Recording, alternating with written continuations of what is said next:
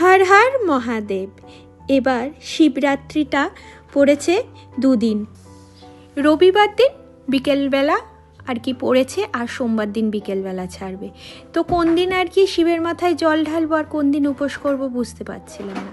তার আগের দিন বাজার থেকে শিব পুজোর কিছু সামগ্রী কিনে এনেছিলাম। বেলপাতার অবস্থা দেখো, একটাও 3টা পাতাযুক্ত পাতা পেলাম না, শেষে 2টো পাতা পেলাম, বেলপাতা 3টে পাতা। সেটা দিয়েই শিবের মাথায় জল ঢেলেছিলাম। রবিবার দিন তো সকালে নিত্য পুজো করেছিলাম, নিত্য পুজো সেরে তারপর শিব চতুর্দশী লাগার পর তারপরে শিবের মাথায় সন্ধ্যাবেলা বাড়িতেই আর কি জল দিয়েছিলাম, কোনো জায়গায় মন্দিরে যাইনি।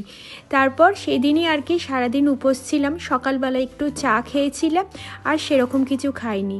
আর পুজো টুজো করার পর তারপর একটু লুচি খেয়েছিলাম, আর তারপরে করেছিলাম ডালিয়ার খিচুড়ি সমস্ত রকম ভেজিটেবিল দিয়ে।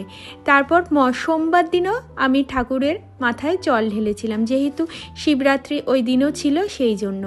আর এই যে গোটা ফল দিয়েছি, গোটা ফল দিয়েই পুজো দিলাম। ফল আর সেরকম বিশেষ কেটে দিলাম না, যা যা আমার পক্ষে সম্ভব ছিল সেই দিয়েই এবারে শিবরাত্রিটা আমি পালন করলাম।